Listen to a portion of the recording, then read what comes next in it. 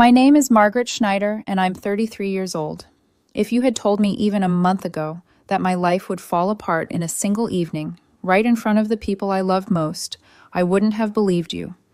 I used to think disasters came slowly in quiet, accumulating moments, but sometimes they arrive all at once like a match, tossed into a room soaked in gasoline. Last Thursday was my older sister Kendra's 36th birthday. My whole family had gathered at my parents' house, warm lights, glowing voices, overlapping the familiar smell of Mom's roast chicken filling the air. It should have been peaceful. It should have been simple. But Jason had other plans. He'd been simmering all week. Something about one of his coworkers getting a promotion while he'd been overlooked for the 5th time. I'd spent 5 years with him. I knew the signs when he was about to spiral: the tight jaw, the snappy remarks, the sudden superiority complex that masked the fact he felt small. I tried to tread lightly, but sometimes even light footsteps land like thunder. At dinner, Kendra was telling everyone about the new electric truck she'd just bought. Her construction company had been booming. She worked herself to the bone for it, but Jason never gave her credit for much. He was the kind of man who called other people lucky when they succeeded. He'd already had a couple glasses of wine by then. So nice.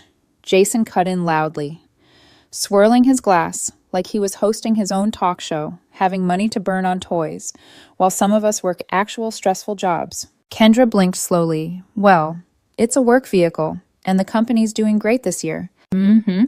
Jason leaned back, smirking. Wish Margaret would take notes. Might help her career.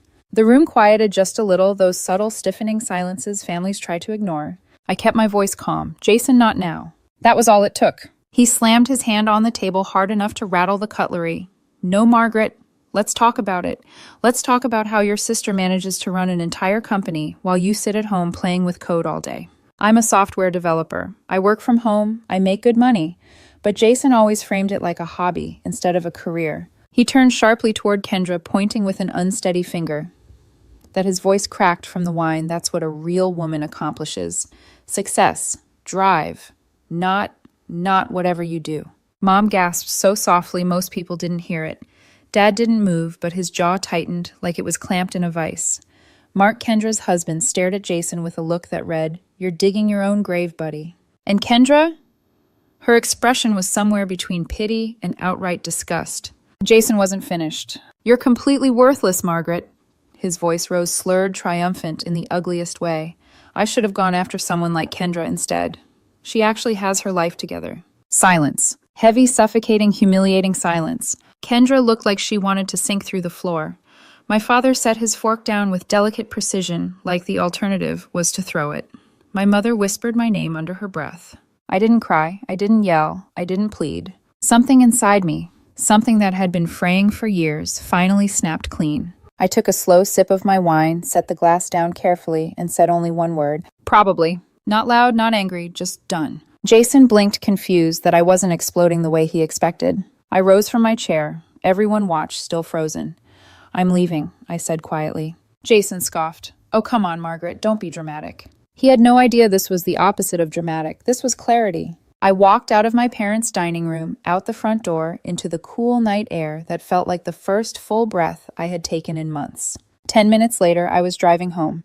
20 minutes later, I was packing 2 suitcases, my laptop, and my development workstation. 30 minutes after that, I placed my key on the kitchen counter beside a note I wrote with a steady hand, "You're right, you deserve better," and I'm done. That night, I found a furnished studio apartment on Craigslist. By morning, I was gone. But here's what Jason didn't know, and what would soon turn his entire world upside down. For the last 3 years, the enormous personal loan he'd been bragging about managing on his own.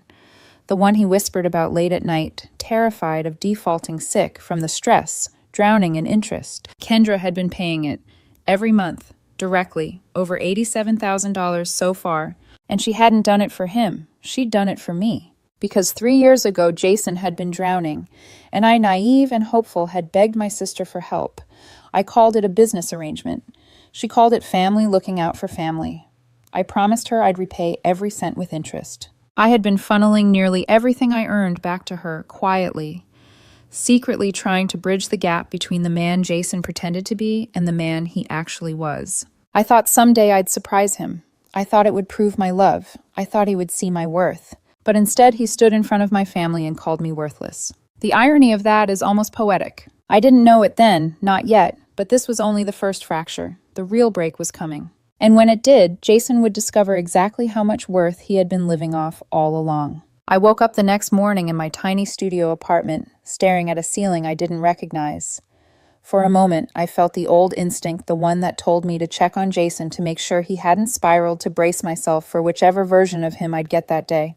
But then I remembered. I didn't live there anymore. The quiet around me wasn't tense, it wasn't loaded, it wasn't waiting for an explosion. It was just quiet. I made ramen for breakfast, sat cross-legged on the floor, and let myself exist without performing someone else's emotional labor. It felt strange, liberating, wrong, almost like I was breaking a rule I'd been following for so long I forgot I had written it myself. By noon, the storm had begun. Jason called 6 times, then 10, then 22. I didn't answer. By evening, the calls stopped. But the text notifications didn't. Jason, where are you? Seriously, Margaret? This isn't funny. We had a fight. Couples fight. Pick up the phone. Jason, you embarrassed me last night. My coworkers were there. What do you even think they thought of me? Jason, you're being childish. Come home. There it was. He was shifting through the stages: self-pity, anger, guilt-tripping, entitlement. I'd seen the cycle enough to predict the next turn. But nothing prepared him for what happened next. Because at 7:42 p.m., Kendra sent him an email, a formal email, from her company's official letterhead. Later, she forwarded me a copy. I didn't ask her to, but I'm glad she did. Reading it felt like watching a dam break in real time. Subject: termination of loan arrangement. From Kendra Schneider. Schneider. Contracting and Bilto. Dear Jason, per Margaret's request, I am formally terminating the loan repayment arrangement established 3 years ago. As of today, a total of $87,000 has been paid on your behalf toward your private personal loan. Attached, you will find a complete payment ledger and the new repayment schedule. The first payment of $200 is due on the 1st of the month. Regards, Kendra Schneider. Schneider Contracting and Build Co., President and Founder. Jason's response was immediate and predictable. First call, second call, 15th call. Then the text came in a flood. Jason, what the hell is this? Margaret, answer me right now. Jason, your sister is lying. She's trying to destroy us. Jason, why would you let her do this? Jason, you should have told me. You should have told me you were doing something this insane behind my back. Behind his back. As if he hadn't been the one drowning in loans he refused to properly face. As if I hadn't stretched every part of myself to keep him afloat. I texted him once. All communication through lawyers. Contact info to follow. It was the verbal equivalent of slamming a vault door shut. And Jason did not handle locked doors well. Within an hour, he switched strategies from rage to desperation. Jason, Margaret, please, just talk to me. I didn't know. I didn't know your sister was paying. Jason, we can fix this. We always fix things. Jason, you know I love you. I was drunk. I didn't mean anything I said. There it was. The apology that wasn't an apology. The plea that wasn't about me, only about the consequences crashing into him. I stared at the screen for a long time, my thumb hovering over the keyboard. But I didn't reply. Instead, I called Kendra. She answered on the second ring. You okay? She asked softly. I wasn't, but I was also more okay than I had been in years. He's unraveling, I murmured. He's been unraveling for a long time, she said. You just finally stepped out of the blast radius. I breathed out slowly. Thank you for everything. Kendra hesitated. Margaret, I need to ask. Are you sure you want me to push this? Because this won't just sting for him. This will crush him. And he's not the type who handles crushing well. I know, I said. But he spent years relying on me while pretending he didn't need me at all. He humiliated me in front of our family while secretly living off my sacrifices. A long silence. Then Kendra said, then he needs to learn who he's been calling worthless. I closed my eyes. For 3 years, I'd been paying her $200 a month, $900 for Jason's loan, plus the $300 interest she insisted on, so I wouldn't feel like I was taking advantage. For 3 years, I hid overdraft fees, skipped lunches, canceled plans, and picked up extra freelance work just to keep up. Meanwhile, Jason posted inspirational quotes about self-made success on Instagram. He had no idea how much of that success had my fingerprints all over it. And now he was about to find out. Jason tried one more tactic that night, a voice message sent at 11:58 p.m. I didn't want to listen. I did anyway. His voice cracked as he spoke. Margaret, please, I'm begging you. I can't pay that. I don't have that kind of money. You know I don't. Please don't do this. Please don't destroy me over one mistake. One mistake. It was almost funny. Not the ha-ha kind of funny, the kind that sits in your chest like a stone. I put my phone face down, crawled into the unfamiliar bed, and for the first time in years, I fell asleep without waiting for the next explosion. Because now the explosion wasn't mine to hold. It was Jason's, and it was coming fast. Jason did not go quietly into accountability. My silence did to him what oxygen does to fire. By Monday morning, Kendra's formal invoice had landed in his inbox, and the consequences hit him exactly the way she predicted: sudden, violent, inescapable. I was brushing my teeth in my little studio when my phone started vibrating on the counter like it was trying to escape the room.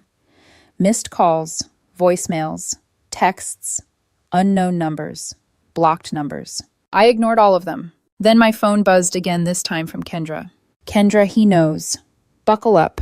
5 minutes later, the unraveling began in full force. At 9:13 a.m., my coworker messaged me a screenshot. Apparently, Jason had decided to take his meltdown public. He posted an entire essay on Facebook claiming he'd been the victim of secret financial coercion and long-term emotional manipulation. In his version of events, I had convinced him to let Kendra take control of his debts, and now I was abandoning him and ruining him financially to teach him a lesson. Within minutes, the comments poured in. Men go through abuse too.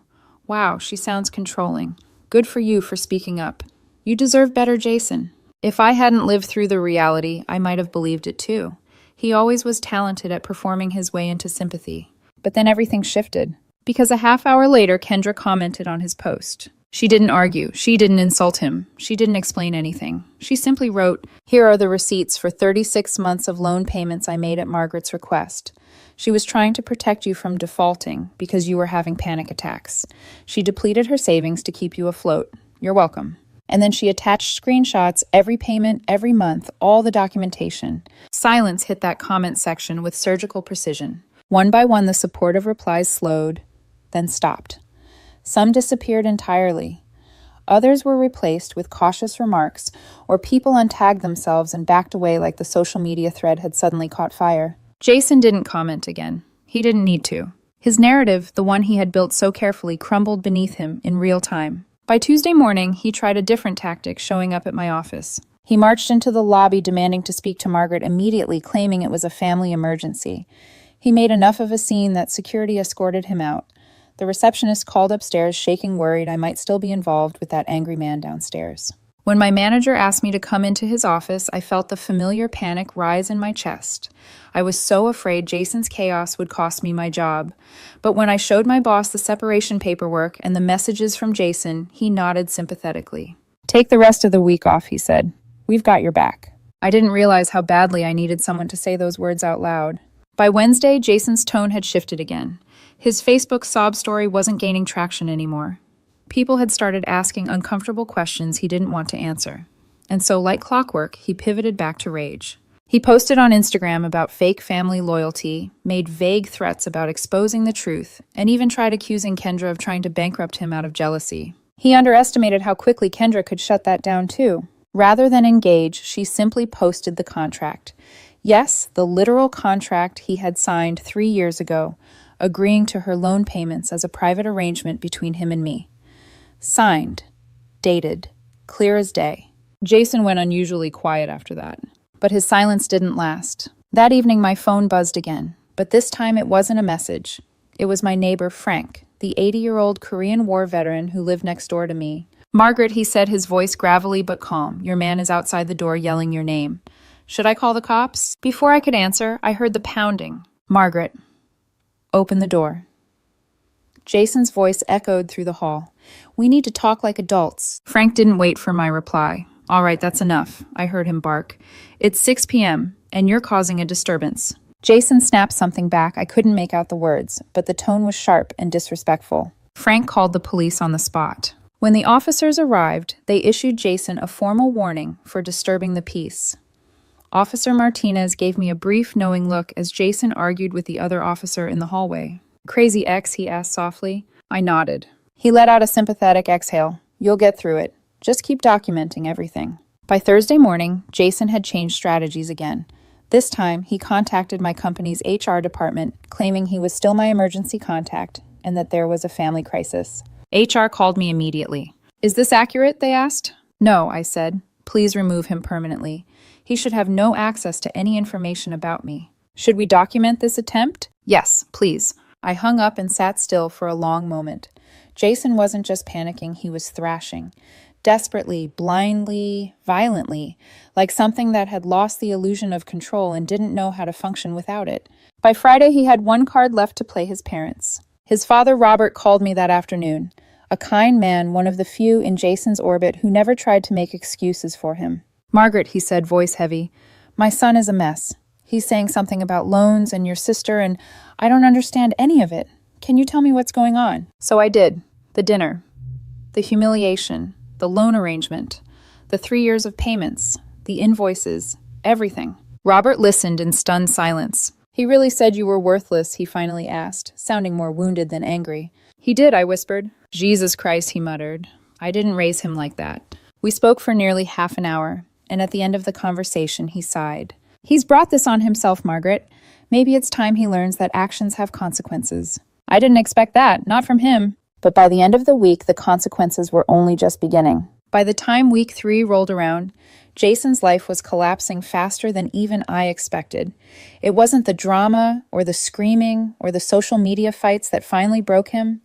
It was the cold, unavoidable math of his own debt. His loan servicer auto-debited the full amount, $2,847. His account had $1,200 in it. The overdraft fees alone were enough to send him into another spiral. And right on schedule, Kendra's automatic invoice system sent him the payment request for $2,200, now with late fees since he hadn't paid the first one. He called me, called again and again. I didn't answer. The voicemails came next. Margaret, you know I can't afford this. You're doing this on purpose. You set me up. You and your sister planned this. I swear to God, if you don't fix this, I'll take everything in the breakup. Everything. There was no breakup agreement. We weren't even married. He knew that. He was just drowning. And drowning people often try to drag down whoever is closest. I texted only 2 words. Lawyers only. He didn't reply, not for hours anyway. Instead, he escalated again. At 6 a.m. Tuesday morning, he showed up at my apartment, pounding on the door so hard the hinges rattled. Margaret, open up. We need to talk like adults. His voice was hoarse, wild, already cracking. My neighbor Frank opened his door wearing slippers and a faded military sweatshirt. Lady Frank grumbled, pointing a finger at Jason. It's 6 in the damn morning. Shut up or I'm calling the cops. Jason snapped, mind your own business, old man. Frank didn't even blink. He picked up his phone, dialed 911, and told the operator Jason was disturbing the peace. The police arrived quickly. Jason was given another official warning. I got a sympathetic nod from Officer Martinez, the same one who came last time. He said quietly, document everything, Ms. Schneider. Men like him don't implode once they implode repeatedly. I believed him. By Wednesday afternoon, Jason had decided to weaponize HR again. He called my company pretending to be my emergency contact and claiming there was a family emergency. But HR had already flagged him in the system. They notified me immediately, apologizing for the inconvenience. Should we formally restrict him from receiving or requesting any information they asked? Yes, I said, please, and document this too. They did, and Jason was left with one less door to bang on. But Thursday was when he tried to get clever. He called a real estate agent and attempted to list the house for sale. There was only one problem. Both our names were on the deed. The agent called me directly. Ms. Schneider, your partner seems to believe he has sole authority to sell the property. I'm calling to confirm whether that's accurate. It isn't, I said calmly. We are separated. He has no right to list anything without my consent. The agent exhaled with relief. I suspected as much. Thank you for the clarification. 10 minutes later, Jason texted, You're blocking me from selling my house now. Unreal. Unreal. Lawyers. I didn't answer. Later that night, scrolling through Instagram, I saw something that almost didn't register at first. Jason had posted a video. He was smiling, forced, wild-eyed, standing in our living room. The same living room whose mortgage I had stopped paying. The caption read, Divorce Party. Celebrating freedom from toxic women. New beginnings. It took everything in me not to laugh. 40 people packed into a house he could no longer afford. Music blasting. People clinking glasses. Jason bragging loudly on camera, pretending he'd been the one to leave me. But the universe has perfect timing. Because right in the middle of his toast, his phone rang. He put it on speaker, grinning, as if he was showing off. Hold on, guys, the bank's calling. A woman's voice crackled through the speaker. Hello, Mr. Adams. This is First National Bank calling about your mortgage payment. He froze. Someone laughed, thinking it was a joke. It appears the payment was returned for insufficient funds. The account holder has stopped payment. His fake smile evaporated on camera. What, my girlfriend? My ex. She's the one she always... I'm sorry, sir, the woman continued. Your mortgage is now past due. You have 30 days to bring the account current, or we will begin collection proceedings. The room fell silent. Someone even shut off the music. You could hear every breath Jason took, short, panicked, sharp. The camera stopped recording seconds later. Kendra sent me the clip at midnight with a single message, hauntingly satisfying. But the fallout didn't end there. Friday morning, my phone buzzed again, this time from Robert Jason's father. Margaret, he said, sighing into the receiver. He came over last night crying. I've never seen him like that. He's saying you're trying to make him homeless. I didn't sugarcoat anything. Robert, he humiliated me in front of my family, called me worthless, and now he's facing the financial responsibilities he spent years pretending didn't exist. There was a long pause. Then Robert said quietly, Good. Maybe it's time he grew up. I love my son, but he's had this coming for a long time. Something softened in my chest at those words. Support from his father meant more than I expected. But the week wasn't over yet. The real break, the moment everything shattered beyond repair, was still coming. And when it did, Jason's entire world would collapse under a truth he never imagined. 6 weeks passed. 6 weeks of Jason cycling through every emotional tactic he'd ever used on me, amplified, desperate, distorted. Some days it was rage. Some days it was begging. Some days it was long, rambling emails about what we meant to each other, as if he hadn't detonated our relationship in front of everyone I loved. But nothing, not his shouting, not his crying, not his silence could change the one fact he kept trying to outrun. Life was no longer subsidized by the woman he called worthless. By week 3, the financial wreckage had fully landed on him. His second loan payment of $2,847 auto-debited, another overdraft, more fees. Then the second invoice from Kendra, this time $300 with late fees, the mortgage notice, the credit cards, the reality that his monthly obligations were nearly $8,000 while he brought home half that. He tried negotiating with Kendra first. He showed up at her office unannounced, apparently planning to charm her or guilt her, or do whatever he usually did to avoid responsibility. He didn't even make it past the lobby. Her secretary, who has seen more of Jason's nonsense than I ever realized, told him he needed an appointment. He refused. Security escorted him out. That night, he emailed Kendra a heartfelt plea about family loyalty, and how could you choose sides like this? She replied with one sentence. You chose sides when you humiliated my sister. He didn't write back. When legal threats didn't work, he tried a lawyer, paid the consultation fee with his last functioning credit card. The lawyer reviewed the documentation, the signed agreement, the payment records, the invoices, and told him plainly he owed the debt. The house had to be sold. He had no grounds for anything. He fired that lawyer, hired another. Same result. He fired her too. Reality refused to bend for him. The house sold quickly below market because he needed the cash, now, not later. After the mortgage was settled and fees were paid, there was barely anything left to split. We walked away with $11,000 each. My portion felt like an exhale, not wealth, just independence. His portion felt like salt in a wound. The divorce uncontested because he had no leverage finalized quietly, just signatures and silence. For the first time in years, there was nothing left for him to manipulate. He tried playing the victim for a while longer. Friends sympathized at first, but then the truth spread. Screenshots circulated. People connected dots he had hoped would stay blurry. One by one, they drifted away. Even his mother stopped defending him. Only his father, Robert, still checked in, not to comfort Jason, but to make sure I was all right. It was strange finding kindness in a place I expected hostility. Then one night, Kendra called me out of the blue. Hey, she said, sounding tired but lighter. I just sent Jason an official letter forgiving the remaining debt. I nearly dropped my phone. You? What? It's done, she said simply. Paid in full. Zero balance. He owes nothing. Why the word came out before I could stop it. Because holding his debt means staying connected to him, she replied, and I refuse to let him drain you or me one day longer. I let that sink in. She wasn't doing it for him. She was doing it for me. There was one problem, though, one Jason hadn't realized yet. Forgiven debt is taxable. In April, he'd owe the IRS nearly $20,000 in taxes. That was a storm waiting quietly in the distance. I didn't feel satisfaction. Not anymore. Just distance. Like watching lightning from a window, aware of the danger, but not standing in it. A day after the debt forgiveness letter, Jason sent one final text. I hope you're happy.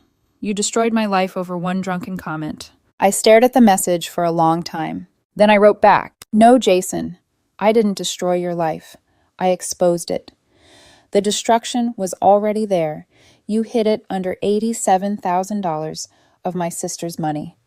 You called me worthless, but you lived off my worth for years. The only thing I took away was the illusion. Then I blocked his number. Not out of anger, not out of bitterness. Out of peace. A strange, quiet peace that felt like a deep breath I'd been holding since the day I met him. In my tiny studio that night, I made ramen again. Steam rose from the cup. I sat cross-legged on the floor, the evening light drifting in through the blinds. It wasn't glamorous, it wasn't victory, but it was mine. For the first time in years, every dollar I spent belonged to me. Every choice I made belonged to me. Every quiet moment was my own, not stolen or overshadowed by someone else's chaos. I thought about Kendra, her strength, her blunt honesty, her unwavering loyalty.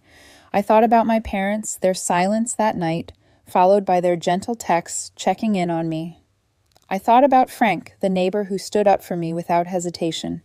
I thought about Officer Martinez assuring me I'd get through it. I thought about Robert, who finally admitted his son had been coddled too long.